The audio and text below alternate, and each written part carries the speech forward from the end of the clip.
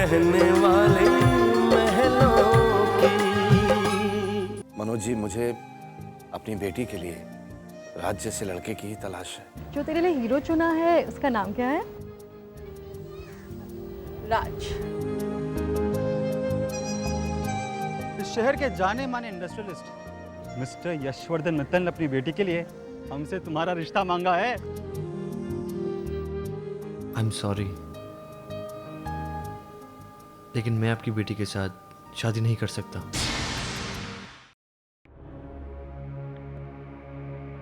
Sir, मुझे माफ कर दीजिए। मैं आपके सामने ऐसे ना कह रहा हूं। सर, आपने मुझे अपनी बेटी के काबिल समझा, ये मेरे लिए बहुत बड़ी इज्जत की बात है। पर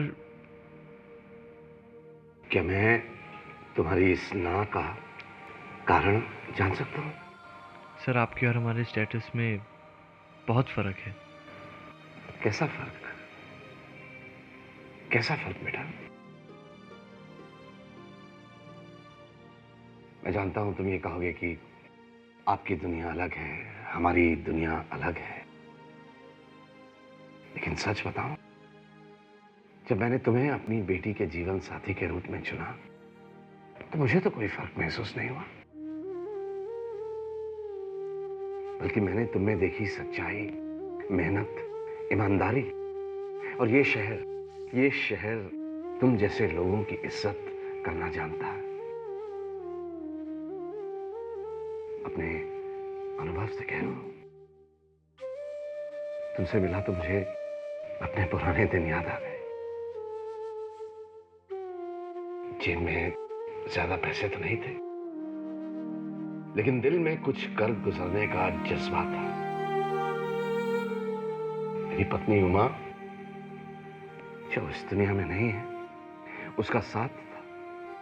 बस कदम खुद ब खुद आगे बढ़ते चले गए। इसीलिए जब तुमसे मिला तो दिल ने चाहा कि मेरी बेटी तुम्हारे भविष्य का हिस्सा बने।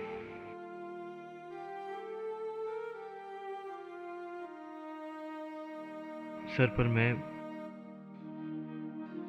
तुम्हारा जो भी फैसला होगा मुझे मंजूर होगा।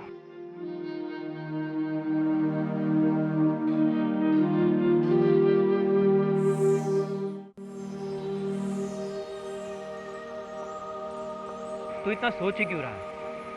नहीं यार, ऐसी शादियां नहीं होती, समझौते होते हैं। मेरे बड़े भैया की हालत तो तू जानता ही है। अपने बॉस की बेटी से शादी क्या की, जिंदगी भर की गुलामी मोल ले ली उन्होंने। ऑफिस में बीवी का बाप बॉस है और घर में बीवी। जब भी अपने भैया को देखता हूँ ना यार, तो उन पर तरस आने लगता है मुझे। पता नहीं, उन दोनों के बीच मियाँ बीवी का रिश्ता कम और मालिक नौकर का रिश्ता ज्यादा दिखाई देता है। छोड़ना यार, तुझे क्या जरूरत पड़ी है ऐसी शादी करके जिंदगी भर की सजा मोल लेने की? यशवर्धन मित्तल की रानी बिटिया के लिए कोई और राजकुमार मिल जाएगा। तू खुद सोच, वो लंबी लंबी गाड़ियों में बैठकर घूमने वाली वो लड़की तेरी बाइक के पीछे बैठेगी क्या? कभी नहीं, नेवर।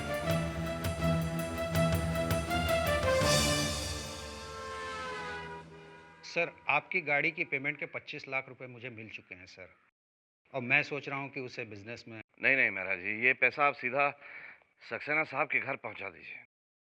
इस वक्त उन्हें रुपयों की सख्त जरूरत है। लेकिन सर, पैसों की जरूरत तो हमें भी बहुत है सर। है, बेशक है, लेकिन दूसरों की जरूरत को नजरअंदाज करके हम अपनी जरूरत तो पूरी नहीं कर सकते हैं ना। ठीक है सर, बायर गाड़ी लेने घर आ रहे हैं सर। ठीक है महाराज जी। मैं आज तो हम शॉपिंग के लिए जा रहे हैं।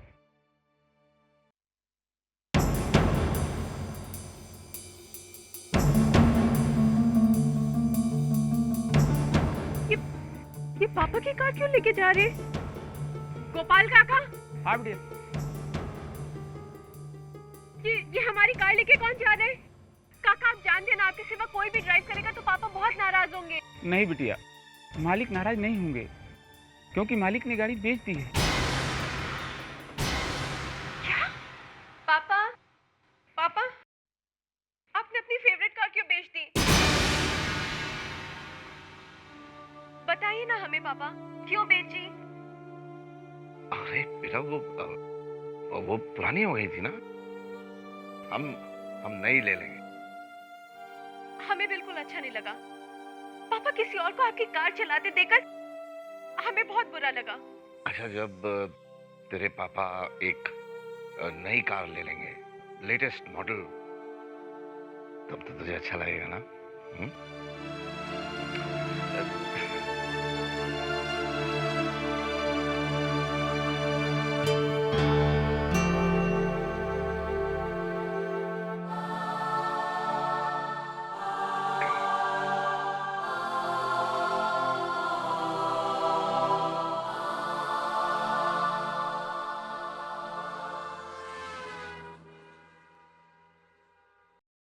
एक्सक्यूज मी, मैं किसी राज गोयल। आप लोग यहाँ? तूने हमें बताया क्यों नहीं कि कल तुम मित्तल साहब के ऑफिस गया था? ये बात तो जब मैं घर पे आता तब भी हो सकती थी ना।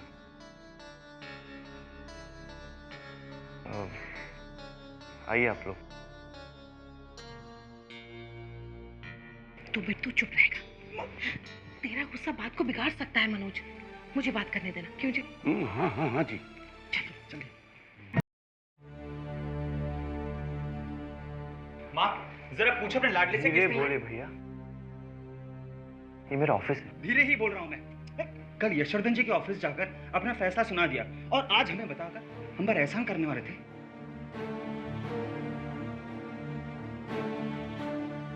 ये शादी नहीं हो सकती बस। अरे ये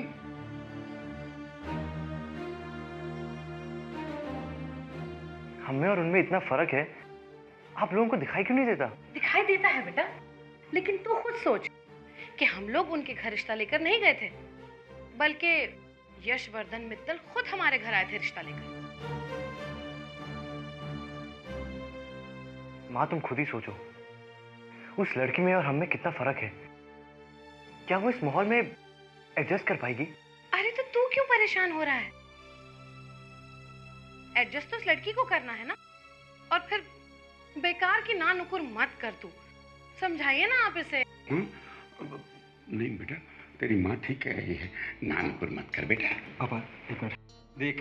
देख राज, प्लीज समझने की कोशिश कर। हाँ देख, ये रिश्ता ठुकरा कर तो बहुत बड़ी गलती करने जा रहा है। मैं ये नहीं मनोज, राज बहुत समझदार लड़का है। अगर उसने रिश्ते के लिए ना कह दिया तो कोई जोर जबरदस्ती नहीं करेगा उसके साथ। राज बेटा, तू यहाँ बैठ। तू बैठ कर चैन से मेरी बात सुन।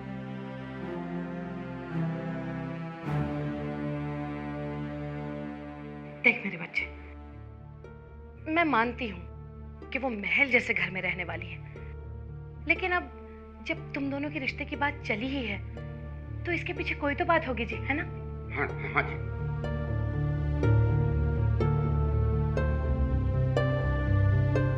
तू अपनी माँ पर भरोसा करता है या नहीं? जब तूने कहा कि माँ मुझे दिव्या से शादी नहीं करनी है, तो मैंने तुझ पर कोई जोर जबरदस्ती की नहीं ना? फिर बेटा, ये तो तेरी जिंदगी है, तुझे ही फैसला करना है। लेकिन राज, मैं भी तो तेरी माँ हूं। क्या तू मुझे इतना हक नहीं दे सकता कि मैं अपने लिए एक अच्छी सी बहू पसंद कर सकूं या ढूंढ कर लाऊं?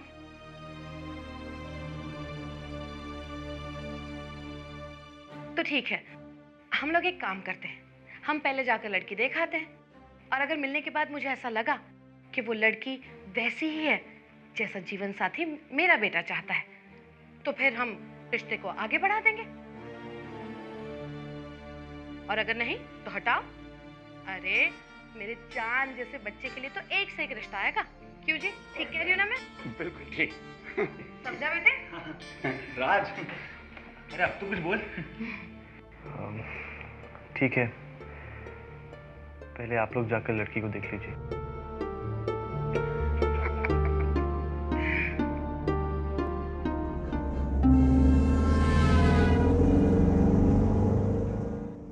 ये वाला वैसे बता रहे हैं, पहली वाली गाड़ी से ये वाली गाड़ी गाड़ी ज्यादा अच्छी है, कितना खुल खुल के बैठे हैं। अरे अरे, वैसे ये गाड़ी तो बहुत महंगी पड़ी होगी, ऑटो रिक्शा में चले आते तो थोड़ा सस्ता पड़ता ना।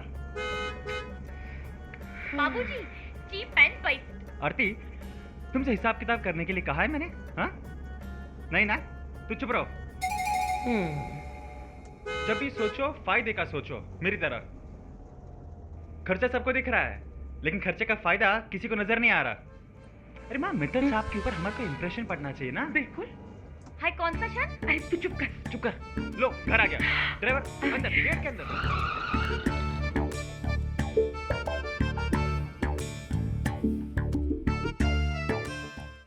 आइए, आप ही का इंतजार हो रहा था।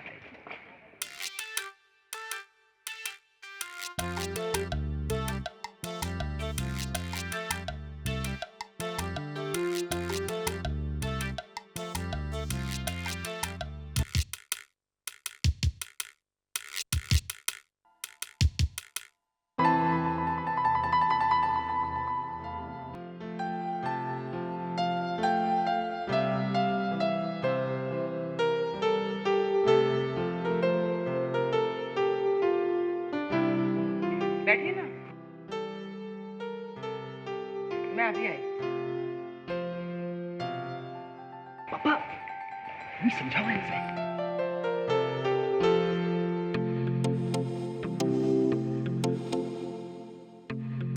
हाथ मत लगाइए जी किसी चीज को। सुनो, वैसे बता रहे इस घर में हाउ मच फैमिली रहती है? यशवर्धन जी और उनकी बेटी। ओए, तो इस घर की साफ सफाई? सभी और कुछ सवाल मत पूछना।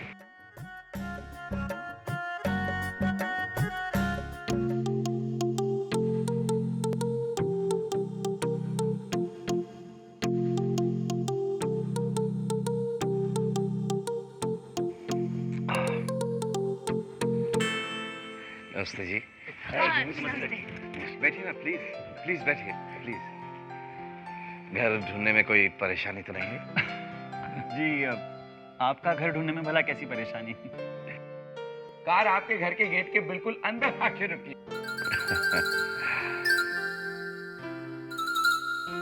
ये मेरी पत्नी है, सुरेखा। नमस्ते। नमस्ते जी, बहुत खुशी हुई आपसे मिलकर। वैसे बता रहे हैं हम इनकी मिसेस आरती। आप सबने राज से बात की, यहाँ आए, बहुत अच्छा लगा। देखिए, बात ऐसी है कि राज हम लोगों का कहा कभी टालता ही नहीं। मैंने उससे कहा तो कहने लगा आप ही लोग जाकर देखाइए। अब फिर जैसा हम कहेंगे वैसा ही करेगा ना वो तो। माई, रानी बिटिया को ले आई। ये माई रानी की माँ के साथ ही इस घर में आई थी। हमारी सारी बेटियां माई के हाथों में ही पली। उमा तो इस दुनिया में नहीं रही, पर माई ने अपनी ममता में कभी कोई कसर नहीं छोड़ी।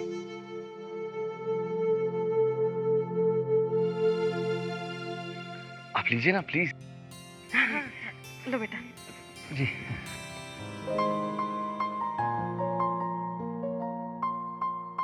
माँ,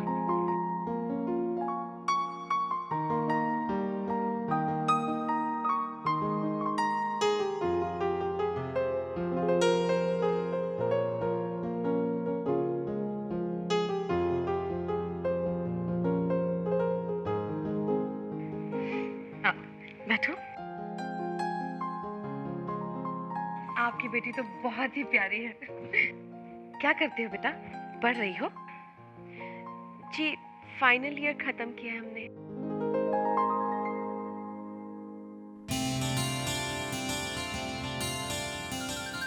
अच्छा, ये स्टैचू आपने कहाँ से खरीदा? ये,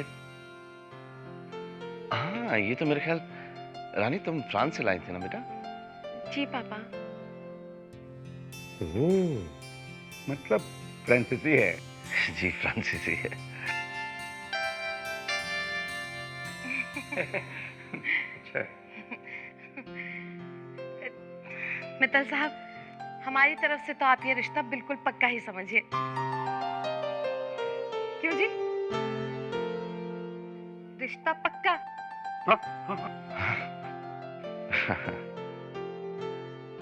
बस एक बार राज रानी एक दूसरे को देख लें तो। अगर राज को फोर्स करना पड़े तो फोर्स कीजिए, लेकिन रिश्ता हाथ से ना जाए। नहीं। अब तो अपनी आंखों से देख ले ना, उन लोगों की क्या शान है। शान? क्या शान है। और वो फ्रांसिस स्टैचू, वाह, कितने का होगा? क्यों खरीदोगे? जब देखो तो स्टैचू की कीमत पूछते रहते हैं। अरे क्या हर चीज की कीमत पूछते रहते हो, अच्छा नहीं लगता। नहीं, अपने नॉलेज के लिए। अरे काहे की नॉलेज तुम्हारी? वैसे बता रहे हैं हमारे माइंड में ना एक बात बहुत अप एंड डाउन कर रही है। क्या? इतने पैसे वाले लोग तो उनकी लड़की का रिश्ता हमारे घर में करने की क्या जरूरत आ पड़ी होगी? हाय राम, उस लड़की में सब कुछ ठीक है, सब कुछ ओके है? आरती देखो, कितनी बार मैंने तुमसे कहा कि अपनी सोच को अपने तक ही रखा करो। लेकिन एकदम चुप। देखो माँ, खजाने की चाबी हाथ लग रही है। ये खजाना हाथ से ना जाए। अरे नहीं रे, शुभ शुभ बोल। अब चाहे कुछ भी हो जाए, मैं राज को इस रिश्ते के लिए मना कर ही रहूंगी। बहुत अच्छी है ना। हाँ हाँ हाँ। राज, हाँ भाई, कहाँ हो तुम? शेखर के यहाँ? हाँ भाई, पहुँच रहे। हाँ। लेकिन मेरा मत। लड़के वाले देखने तुझे घर आए थे? ये तो बता, तेरा वो प्रिंस चार्मिंग भी आया था क्या? नहीं, वो नहीं आए थे। ओए होए, अभी से ये जी वो जी। रानी, तू तो मरी। बिना देखे ये हाल है तो देखने के बाद क्या हाल होगा? शट अप यार। सुन रानी, तू मेरी एक सलाह मान। तू अपने वो जी को ना एक बार देख ले। क्या पता बाद में सुनने को मिले काला कौवा मलाई मार गया। काला कौवा मिले तुझे। ओहो, हम जानते हैं, वो बहुत हैंडसम है। ओहो, हैंडसम। अरे माँ, जरा राज को बताइए तो सही कि रानी कितनी खूबसूरत है।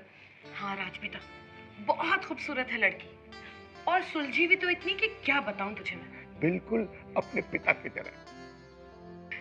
ना उसने आंख उठाकर बात की और ना ही ऊंची आवाज में बोली। वो लड़की सुशील है, भोली भाली, बिल्कुल वैसी है वो जैसी बहू मैंने अपने सपनों में देखी। और खातिरदारी में तो उन लोगों ने कोई कसर ही नहीं छोड़ी। अरे माँ, जरा राज को बताओ तो सही कि खाने पीने की आधी से ज्यादा चीजें रानी ने खुद बनाई थी। रानी ने खुद बनाई थी? हाँ। अरे बहुत मजेदार खाना था, तारीफ के काबिल है राज। वो लड़की तारीफ के काबिल है। अरे उसकी माई मुझे बता रही थी कि इतनी सारी गाड़ियां घर में होते हुए भी वो स्कूल कॉलेज बस में ही जाया करती थी। अच्छा। हाँ, और बेटा पैसों का घमंड तो बिल्कुल भी नहीं है, नाम को गुरूर नहीं है उस लड़की में। अब ये सब बातें रहने दो, मुझे तो एक ही बात कहनी है, मेरे दिल को भा गई है रानी। मुझे भी। तेरे लिए कितने रिश्ते आते रहते हैं, आते हैं ना। मैंने कभी भी तुझ पर जोर डाला नहीं, लेकिन रानी एक ऐसी लड़की है कि उसके लिए मुझे तुझ पर जोर भी डालना पड़ा ना तो मैं हिचकिचाऊंगी नहीं। राज जी, अब कम से कम माँ की खुशी के लिए हाँ बोल दो ना। ना मनोज, मेरी खुशी के लिए नहीं, अपने दिल से ये हाँ कहे। देख बेटा, मैं नहीं चाहती कि मेरी पसंद के लिए इसे किसी ऐसे अनचाहे बंधन में बांध लूं मैं। नहीं नहीं नहीं, जिंदगी तो इसी की है ना। बस राज बेटा, एक बात कहूंगी मैं, अपनी माँ की सिर्फ एक बात मान। एक बार तू रानी से मिल ले, उसके बाद जो तू फैसला करेगा वो हम सबको मंजूर होगा। क्यों जी? हाँ जी।